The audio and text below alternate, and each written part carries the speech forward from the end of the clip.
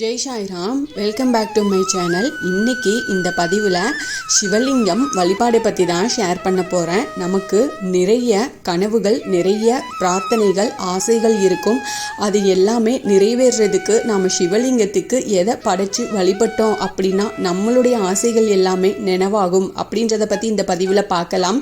சிவ வழிபாட்டுக்கு ஏற்ற சாவன் மாதத்தில் சிவபெருமானுக்கு நாம் படைக்கும் ஒவ்வொரு பொருளும் ஒவ்வொரு விதமான பலனை கொடுக்கக்கூடியது. இந்த மாதத்தில் சிவலிங்கத்துக்கு சில பொருட்களை படைச்சு வழிபாடு செய்கிறதுனால நம்முடைய கனவுகள், ஆசைகள் எல்லாமே நினைவாகும். சிவபெருமானின் முன்னாடி வைத்த கோரிக்கைகள் எல்லாமே நிறைவேறும் அப்படின்றது ஐதீகம். அதனால கண்டிப்பாக உங்களுடைய பிரார்த்தனைகள், ஆசைகள், கனவுகள் எல்லாமே நிறைவேறதுக்கு இந்த பதிவை ஸ்கிப் பண்ணாமல் முழுசாக பாருங்கள். நிச்சயமாக உங்கள் கோரிக்கைகள் எல்லாமே நிறைவேறும். என்னோட சேனலுக்கு தொடர்ந்து சப்போர்ட் பண்ணுங்கள். லைக் பண்ணுங்கள், ஷேர் பண்ணுங்கள், கமெண்ட் பண்ணுங்கள். மறக்காமல் சப்ஸ்கிரைப் பண்ணுங்கள், பெல் ஐக்கானை கிளிக் பண்ணுங்கள். இந்து மதத்தில் சாவன் மாதத்திற்கும் இந்த மாதத்தில் வரும் சோமவார விரதம் மற்றும் வழிபாட்டிற்கும் மிக முக்கியமான ஒரு இடம் உண்டு. இது சிவபெருமான வழிபட்டு அவரின் ஆசீர்வாதத்தை பெறுவதற்கான புனிதமான ஒரு காலம்னே சொல்லலாம். இந்த மாதத்தில் பக்தர்கள் விரதம் இருந்து சிவலிங்கத்தை வழிபாடு செய்கிறது வழக்கமாக வச்சுருப்பாங்க. சிவலிங்கம் அப்படிங்கிறது சிவபெருமானின் அருவுருவ ஒரு வடிவம் தான். சிவலிங்கத்தை வழிபாடு செய்கிறதுனால ஆன்மீக வளர்ச்சி, செல்வம் மற்றும் ஆசைகள் நிறைவேறும் அப்படிங்கிறது நம்பிக்கை, உண்மையும் கூட. சிவலிங்கத்தை புனிதமாக வழிபாடு செய்கிறதுனால மனம், உடல் மற்றும் ஆன்மா தூய்மை அடையும். சில குறிப்பிட்ட பொருட்களை சிவலிங்கத்துக்கு அர்ப்பணிக்கிறதுனால பக்தர்கள் தங்கள் விருப்பங்களை நிறைவேற்றி வாழ்க்கையில் வெற்றி மற்றும் செழிப்பை பெறலாம். சிவலிங்கத்துக்கு நாம் என்னென்ன பொருட்களை வச்சு வழிபாடு செஞ்சோம் அப்படின்னா நம்மளுடைய ஆசைகள், கனவுகள் நிறைவேறும் அப்படின்றத பற்றி நாம் இந்த முக்கியமான விஷயத்தை இந்த பதிவில் பார்க்க போகிறோம். இப்போது பஞ்சாமிர்தம் எடுத்துக்கோங்க. இந்த சிவலிங்கத்துக்கு பஞ்சாமிர்தத்தால் அபிஷேகம் செஞ்சோம் அப்படின்னா அதிர்ஷ்டம் கிடைக்கும், மனதில் ஒருவித ஒளி உண்டாகும். அது மட்டும் இல்லாமல் உங்கள் மனசில் இருக்கிற ஆசைகள் எல்லாமே பூர்த்தியாகும். இறைவனின் அருள் உங்களுக்கு எப்போதுமே இருக்கும். அப்புறமா பால் இருக்குது இல்லையா, சிவலிங்கத்துக்கு பால் ஊற்றி அபிஷேகம் செய்கிறதுனால ஆரோக்கியம் கிடைக்கும், உடல் நலம் கிடைக்கும், நோய்கள்லேருந்து நமக்கு பாதுகாப்பும் கிடைக்கும். சிவபெருமானோட அருளால் உடல் ஆரோக்கியம் நமக்கு கிடைக்கும், பரிபூரணமாக கிடைக்கும். அத்தர், சிவலிங்கத்துக்கு அத்தர் தடவுறது பக்தியையும் தூய்மையையும் குறிக்குது. இது தர்மத்தையும் சாத்வீக குணத்தையும் வாழ்க்கையில் கொண்டு வரும். ஆன்மீக தொடர்பு மற்றும் உள் அமைதி கிடைக்கும். அரிசி, சிவலிங்கத்துக்கு அரிசி தானியங்களை வழங்குறது வீட்டில் மகிழ்ச்சியையும் செழிப்பையும் அதிகரிக்கும். இதோட உணர்ச்சி மற்றும் நிதி நிலை தன்மை ஏற்படும். அது மட்டும் இல்லாமல் இறைவனின் ஆசீர்வாதத்தால் வீட்டில் செல்வம் பெருகும். அப்புறமா சந்தனம், சிவலிங்கத்துக்கு சந்தனத்தை பூசுறதுனால சமூகத்தில் நமக்கு நல்ல மரியாதை கிடைக்கும், புகழ் அதிகரிக்கும். சிவபெருமானின் அருளால் தனிப்பட்ட மற்றும் தொழில் வாழ்க்கையில் வெற்றி கிடைக்கும். உங்களுக்கு நீங்கள் தொழில் செய்கிறீங்க அப்படின்னா அதில் நிச்சயமாக நல்ல முன்னேற்றமும் கிடைக்கும்.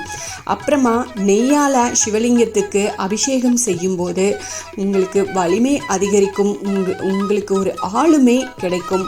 வாழ்க்கையில் வரக்கூடிய சவால்களை தைரியமாக எதிர்கொள்ளலாம். அப்புறமா எள் தானியங்களை கொடுக்கறது எதிர்மறை சக்திகளை நீக்கும், நோய்கள்லேருந்து விடுதலை கிடைக்கும், உடல் நலம் மேம்படும், மறைந்திருக்கும் நோய்கள்லேருந்து நமக்கு பாதுகாப்பும் கிடைக்கும். அப்புறமா வாசனை எண்ணெயை சிவலிங்கத்துக்கு ஊற்றுறது செல்வம் மற்றும் வசதியை கொடுக்கும். இதன் மூலமாக ஆடம்பரமான வாழ்க்கை நாம் வாழலாம். சிவபெருமானின் ஆசீர்வாதத்தினால ஒரு வளமான வாழ்க்கை நமக்கு கிடைக்கும். அப்புறமா சர்க்கரை அல்லது கரும்புச்சாறு, சர்க்கரை இல்லைனா கரும்புச்சாறு கொடுக்கறதுல வாழ்க்கையில் இனிமையும் செழிப்பும் நமக்கு கிடைக்கும். இதன் மூலமாக மகிழ்ச்சியான வாழ்க்கை நம்மளால வாழ முடியும். இப்போ சிவலிங்கத்தை வழிபாடு செய்கிறதுனால நமக்கு என்னென்ன நன்மைகள் கிடைக்கும் அப்படின்றதையும் பார்க்கலாம். சிவலிங்கத்துக்கு பால், நீர், தேன், அப்புறம் பஞ்சாமிர்தம் கொண்டு அபிஷேகம் செஞ்சு மனம், உடல் மற்றும் ஆன்மாவை தூய்மைப்படுத்தும். இது எல்லாமே நமக்கு மனசும் ஆன்மாவையும் சுத்தப்படுத்தும். இதன் மூலமாக அமைதி, செழிப்பு, அதுக்கப்புறமா நல்ல ஆரோக்கியமும் கிடைக்கும்.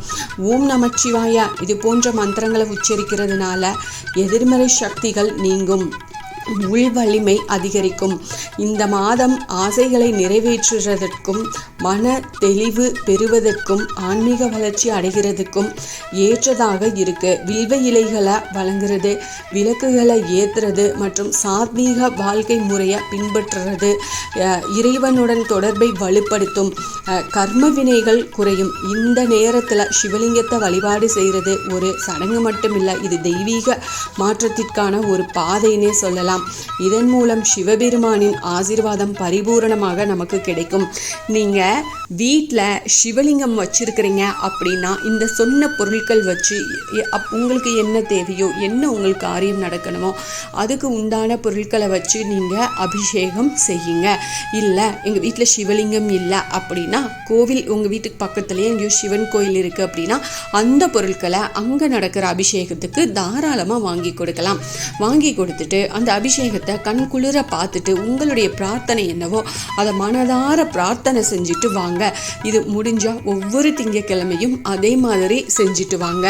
நிச்சயமாக உங்களுக்கு என்ன பிரார்த்தனையாக இருந்தாலும் சரி, என்ன பிரச்சனையாக இருந்தாலும் சரி, அதே போல் நீங்கள் என்ன கனவுல இருக்கிறீங்க, உங்களுக்கு என்ன கனவு நிறைவேறணும், நனவாகணும், அது எல்லாமே உங்களுக்கு நல்லபடியாக நடக்கும். சிவபெருமானோட ஆசீர்வாதத்தினால உங்களுக்கு எல்லாமே வெற்றி அடையும். நம்பிக்கையோட இந்த வழிபாடை செஞ்சுட்டு வாங்க. நிச்சயமாக உங்களுக்கு கை மேலே பலன் கிடைக்கும். இந்த பதிவு உங்களுக்கு பயனுள்ள பதிவாக இருக்கும் அப்படின்னு நான் நம்புகிறேன். இதில் ஏதாவது சந்தேகம் இருக்குது அப்படின்னா எனக்கு கமெண்ட்டில் கேளுங்க, நான் பதில் சொல்கிறேன். என்னோட சேனலுக்கு தொடர்ந்து சப்போர்ட் பண்ணுங்கள், லைக் பண்ணுங்கள், ஷேர் பண்ணுங்கள், கமெண்ட் பண்ணுங்கள், மறக்காமல் சப்ஸ்கிரைப் பண்ணுங்கள், பெல் ஐக்கானை கிளிக் பண்ணுங்கள். இதுபோல் எனக்கு தெரிஞ்ச ஆன்மீக பதிவுகளை உங்ககிட்ட நான் ஷேர் பண்ணுறேன். Thank you friends. மீண்டும் அடுத்த பதிவில் சந்திப்போம்.